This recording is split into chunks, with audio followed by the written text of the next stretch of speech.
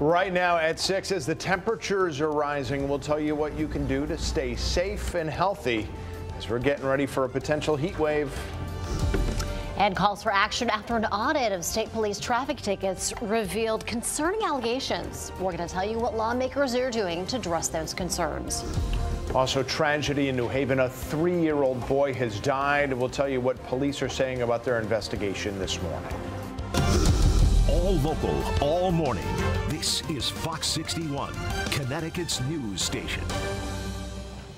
First at 6, it is going to be a hot one out there today. Good morning. Happy Wednesday. Thanks for being with us here at Fox 61 America Areas. And I'm Tim Lammers. Good morning. Yeah, boy, a lot weather-wise to talk about as we get over to meteorologist Matt Scott. I know we're looking forward, but man, there was a lot of thunder and lightning up by the Mass border where I was yesterday. It was a little bit of a light show, but the payoff was actually a kind of a decent night. Dew points dropped temporarily. Yep. Believe it or not, we're talking about hot temperatures today, but it's going to be cool by comparison when you look at the next couple of days on the way. Hot temperatures taking over. We got a heat advisory that's going to take over as well, and that goes through the rest of the week. The real feel is going to approach near 100 degrees. In the 7-day, we go from big temps to a big break. We'll tell you when to expect that coming up. There it is.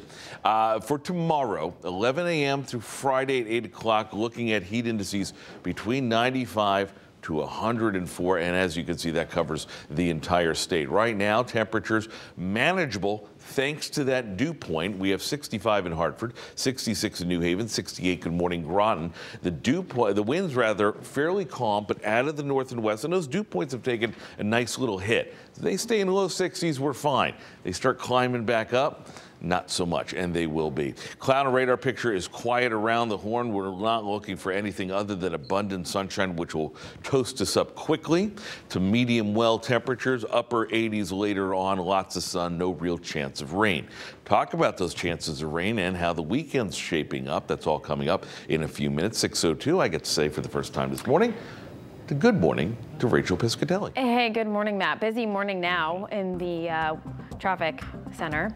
6:02 now. We're following 2 issues out on the roads, both impacting 91 northbound. One first is going to be over in Wallingford, exit 14 and 15. We do have an overturned vehicle. This is going to cause some delays. The left lane is closed at the moment, so we're starting to see delays building in the area. Another area that we're watching is 91 northbound in Wethersfield, exit 25 through 27. We do have 2 lanes that are closed at the moment. This also looks like an overturned vehicle. You can see the emergency crews are out there now blocking several lanes.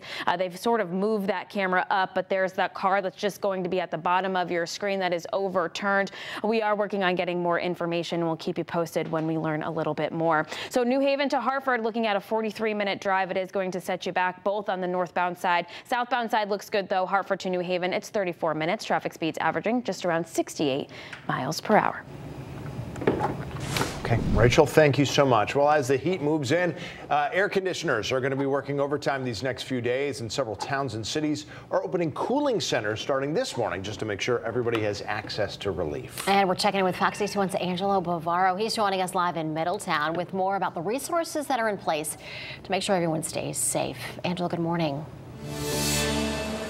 Erica, Tim, good morning. And ahead of this hot stretch, Governor Lamont has activated the state's extreme hot weather protocol. That's going to stay in place until Sunday. And that means you can dial 211 for information about these cooling centers in your town or city. Now, here in Middletown, those sites include the lobby here at City Hall, also the lobby over at the police department, and also Russell Library as well. So limiting time outdoors, that is super important to keep in mind over the next few days. Here's some other stuff to keep in mind according to the experts. This goes without saying, you want to drink more water than usual, and do not wait until you're thirsty to drink water. If you are working or exercising outside, the recommendation is that you drink 2 to 4 cups of water every hour. Sunscreen, also super important. The CDC recommends putting on sunscreen of SPF 15 or higher 30 minutes before going out. And of course, you want to wear lightweight, light-colored clothing. Now, those are all simple things you can do to avoid getting sick. Take a look at this, signs of heat exhaustion. Those include dizziness, thirst, heavy sweating, nausea and weakness, and heat exhaustion.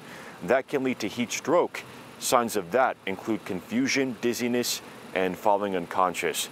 Now, officials advising you to check on those people who are vulnerable to those heat-related illnesses. and also to keep a close eye on your pets, the seniors, as well as kids, to make sure they are staying safe in this heat. We're live in Middletown this morning. I'm Angelo Bavar, Fox 61, Connecticut's news station. Angelo, thanks so much. And we want to make sure that all of you are staying safe out there. So again, the hotline to call is, if you need help, is 211. If you need any information about the cooling centers that are near you, the extreme heat protocol is going to be in place until Sunday morning. Happening today, an Naugatuck man accused of killing his baby daughter is expected to enter a plea. Police say Christopher Francisquini stabbed the 11-month-old multiple times in November, just days before her first birthday. Investigators say he has a lot of prior felonies and was out on special parole when his daughter died. State lawmakers are coming together today to talk about a recent audit of state police traffic tickets. Yeah, that audit shows that troopers may have falsified lots of ticket data, especially when it comes to race. Fox 61's Brooke Griffin is live outside the Legislative Office building, which is in downtown Hartford, ahead of today's hearing there. Brooke, good morning.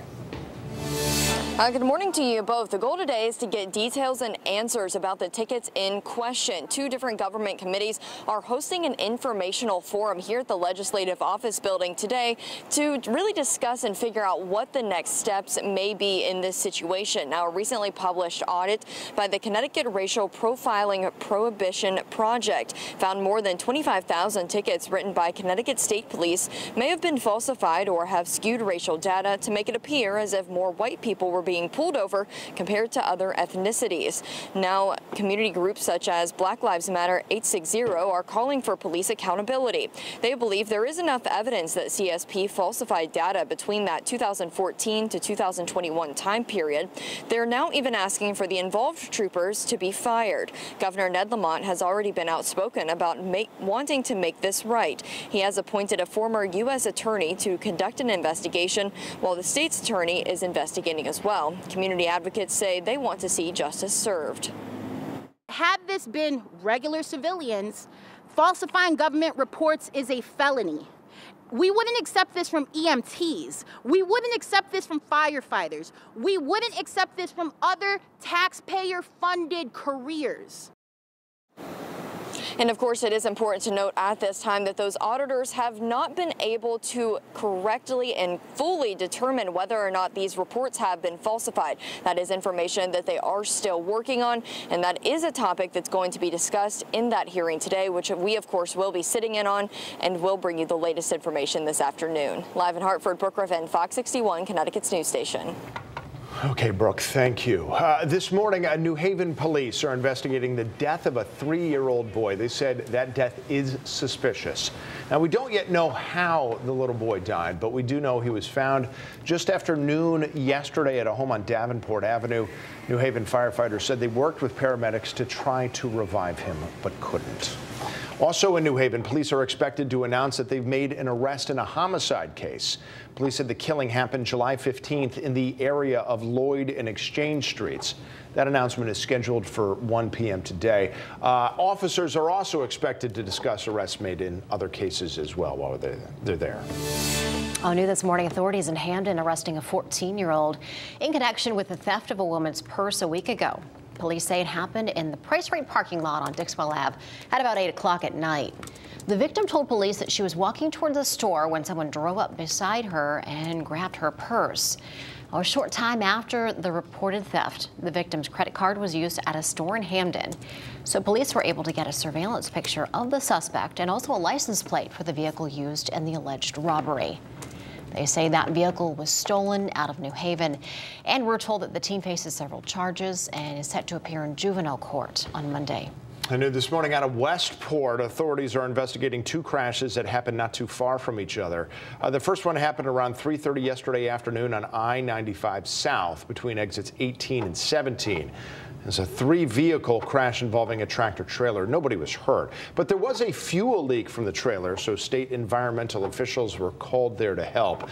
About 90 minutes later, on the same side of the highway, crews had to deal with this box truck crash in a construction zone between exits 17 and 16. Firefighters said the truck was on its side over a concrete barrier when they got there. Nobody was hurt in that crash either, but both of those crashes backed up traffic on I-95 South for hours. More legal trouble for DJ Hernandez, the brother of former NFL player and convicted killer Aaron Hernandez. Bristol police say he was plotting mass shootings at several schools, including UConn. Hernandez was one of UConn's most well-known quarterbacks. According to the arrest warrant, Hernandez drove to the store's campus July 7th to map the schools out and then went inside a number of classrooms as well as buildings. Bristol's mayor commenting on the importance of investigating every credible threat.